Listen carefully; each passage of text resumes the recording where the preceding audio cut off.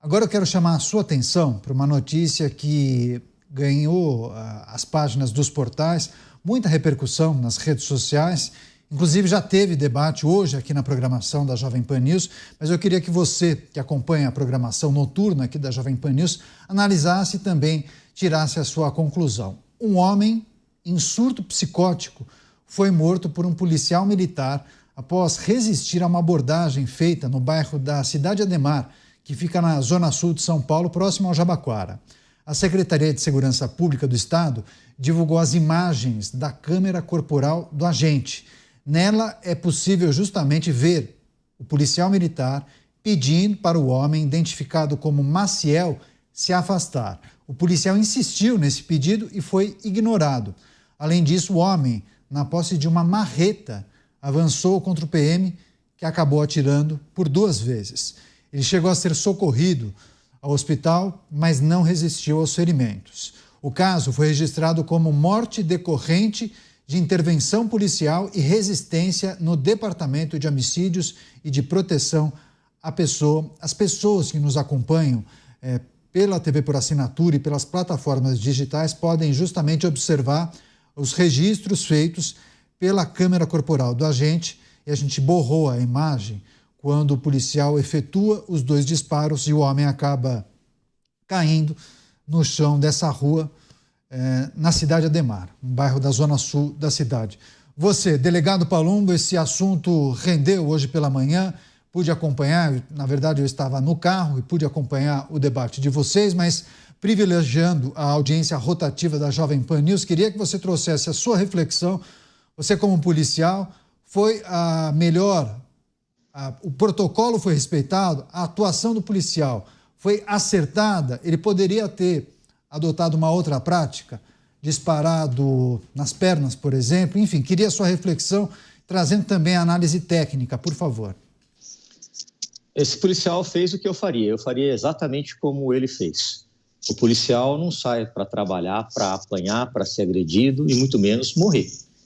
Se você está com um martelo na mão, investe contra um policial, ele fala 2, 3, 4 vezes para você, para. Corre-se o risco de você jogar esse martelo, acertar na cabeça do policial e matar esse policial.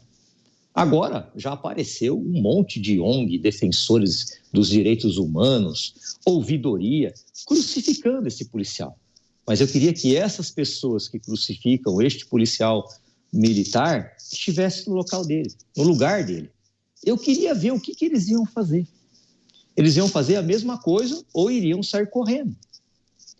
O Conselho Nacional de Justiça, ele conseguiu a proeza de extinguir os manicômios judiciais. Ou seja, aqueles criminosos que têm algum problema mental ficavam internados sem prazo determinado, podia ser ficar internado por 20, 30 anos, e só ia sair mediante um laudo médico.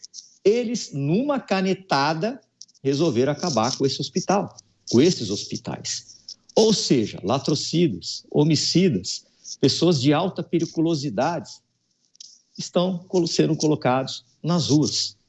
O Congresso Nacional, entramos com um projeto de decreto legislativo para assustar esse absurdo. Agora, especialistas de segurança, de sofá, de ar-condicionado, vão criticar a atitude desse policial.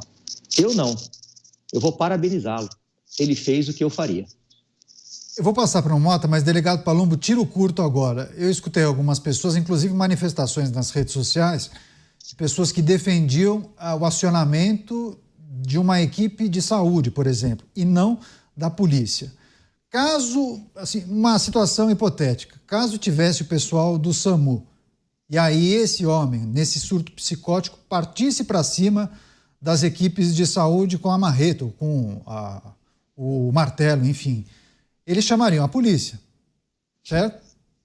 Daria tempo de chamar a polícia? Mas qual seria o procedimento? Qual é o procedimento defendido pelas pessoas que entendem que foi um protocolo equivocado por parte da polícia?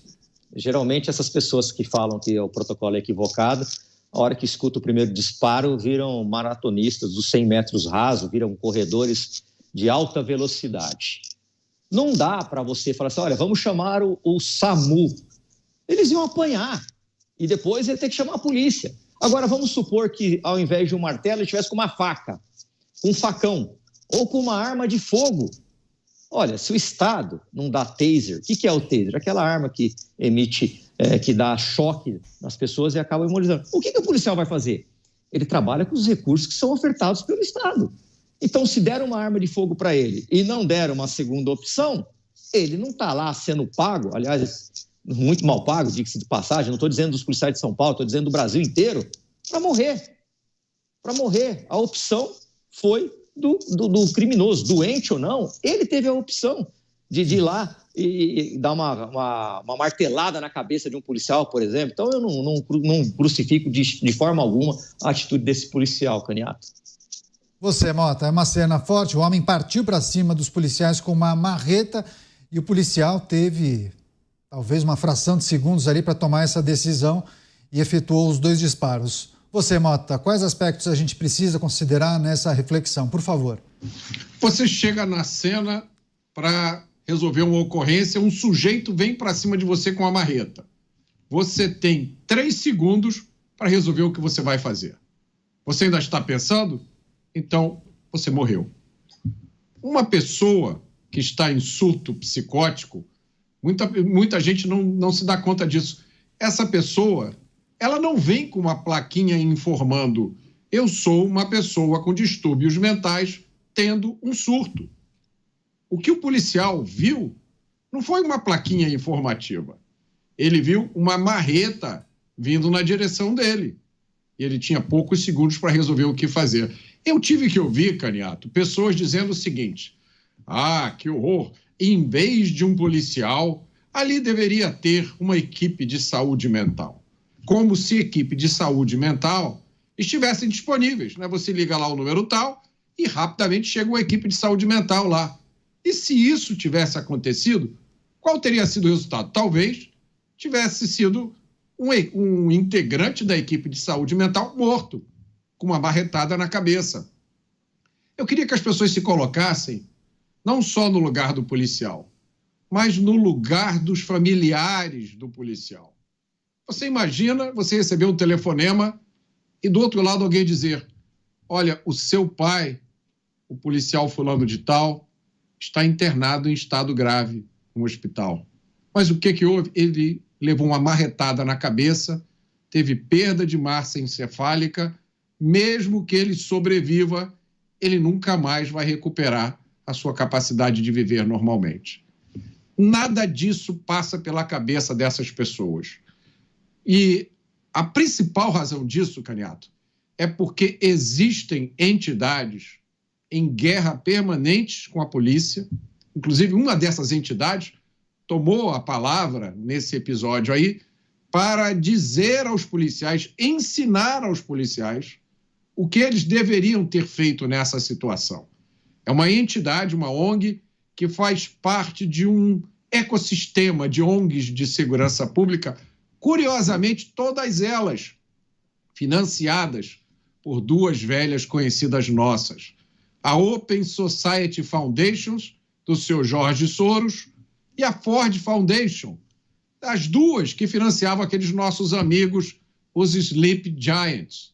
Essas ONGs de segurança pública, todas têm as mesmas pautas: liberação das drogas, desarmamento civil, não dos criminosos, do cidadão de bem, e desencarceramento dos criminosos presos. É o abolicionismo penal. Caro espectador, caro ouvinte, se você nunca ouviu esse termo, faça uma pesquisa.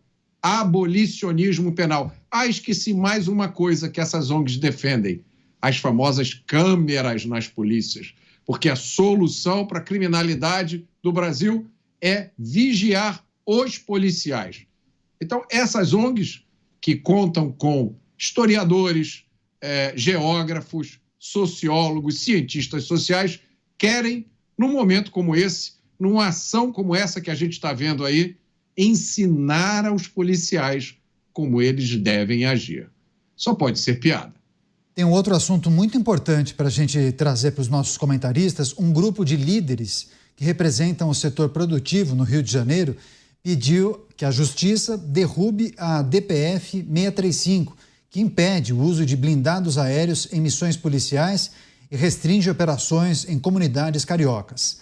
Essa medida foi ajuizada pelo PSB em 2020, sob a alegação de reduzir a excessiva e crescente letalidade da atuação policial. Esse documento do grupo se baseia em dados oficiais e revela um impacto econômico e social para o Rio, ressaltando que o estado se tornou, e aqui eu vou abrir aspas, tá? Refúgio de criminosos de outros estados, fecho aspas. Além disso, o pedido revelou que desde que essa ADPF foi imposta em 2020, houve um aumento no número de barricadas nas comunidades e o crescimento no número de roubos de cargas e também outros crimes. Chamar o Luiz Felipe Dávila. Dávila, setores das empresas, setores produtivos, representantes importantes do setor produtivo do Rio de Janeiro pedindo a volta das operações policiais na favela e a derrubada dessa ADPF 635, que se popularizou se chamar de ADPF das favelas. Dávila.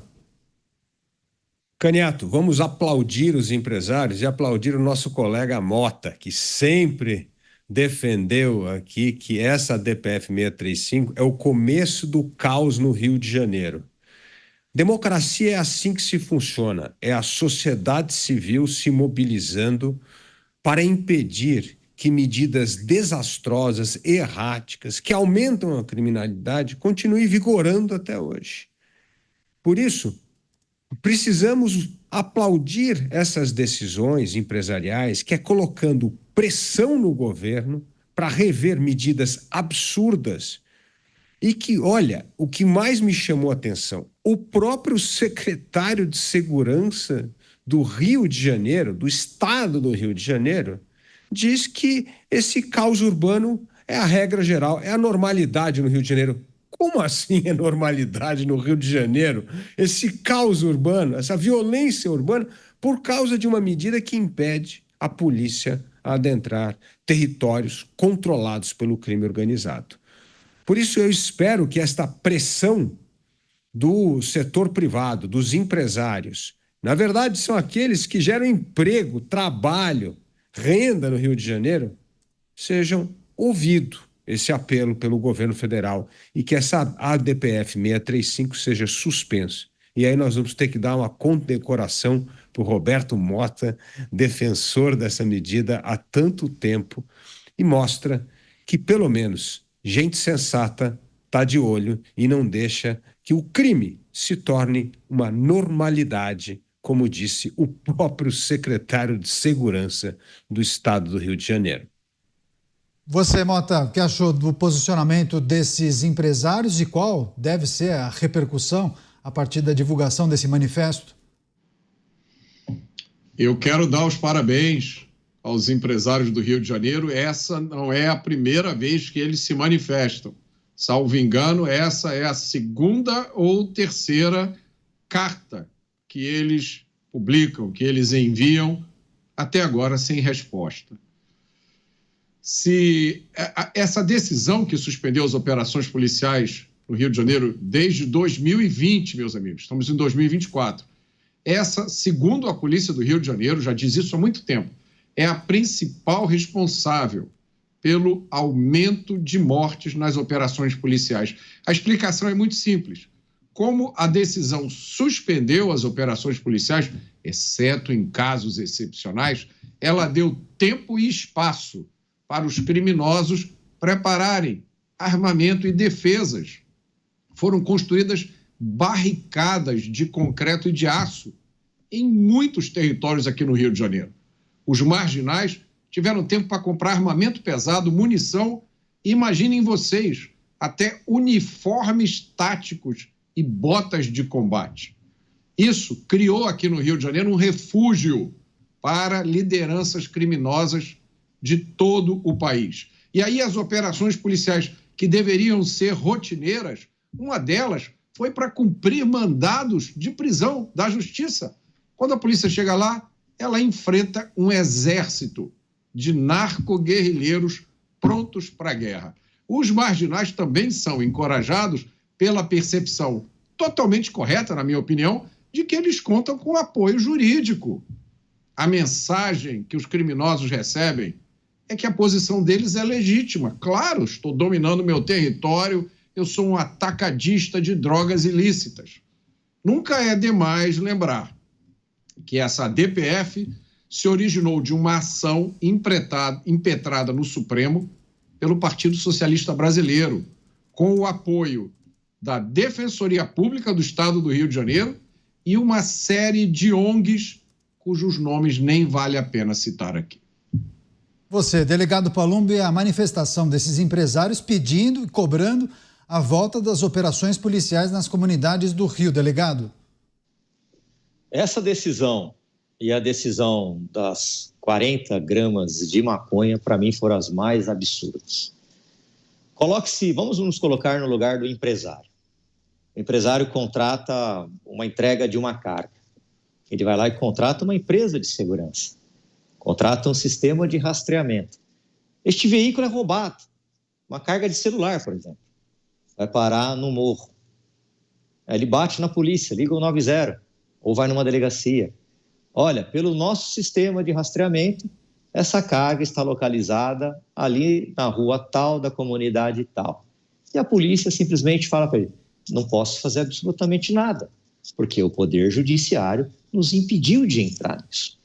Isso aí acontece com os grandes empresários. Mas acontece também com aquele trabalhador humilde que às vezes mora em outra comunidade, que usa uma moto que comprou em 60 meses, 5 anos, está pagando, não tem dinheiro para fazer seguro, mas tem R$150 por mês para colocar um rastreador com medo dessa moto seja furtada ou roubada. E a moto também vai parar em um morro. E aí quando ele liga o 90 ou quando ele vai numa delegacia, o policial tem que falar, desculpe, não podemos fazer absolutamente nada. Temos que avisar antes, quando a gente vai entrar. Seria como se a gente tivesse que avisar que fosse cumprir um mandado de prisão. Isso é absurdo. Quem ganha com isso? O crime organizado. Aliás, nós temos relatos de criminosos do Brasil inteiro que estão se escondendo nessa comunidade, porque virou um território à parte. Você pode fazer o que você quiser, a polícia não vai entrar aqui. Aqui quem manda é o tráfico de drogas. A polícia, para entrar aqui, tem que pedir autorização. Isso aí, para mim, é a prova da falência total do Estado. E, por fim, eu queria parabenizar o Mota, porque desde quando eu estou participando, com muita honra desse programa, eu escuto o Mota falar disso. Aliás, ele é um ferrenho defensor das forças policiais. Muito obrigado, Mota. É isso, a gente vai seguir acompanhando. Quer falar alguma coisa, Mota? Acho que o Mota só ia falar uma frase, por favor. Eu é que agradeço, não só ao delegado Palumbo, mas a todos os policiais do Brasil. E essa é a única condecoração que eu preciso, meus amigos. É a gratidão, né, dos policiais. Eu tenho inúmeros amigos policiais. Eu poderia escrever um livro com as histórias que eles me contaram. Todo mundo que é policial no Brasil é um herói, porque enfrentaram o que eles enfrentam. E eu só vou citar aqui uma frase de um dos meus amigos policiais, o delegado Fabrício, aqui do Rio de Janeiro. Ele diz que o policial sempre enfrenta 2 batalhas. A primeira é lá na operação policial, a guerra contra o exército do narcotráfico. A outra é no dia seguinte, a batalha pela verdade com a maioria da mídia. Graças a Deus, nós temos esse espaço aqui para trazer a verdade.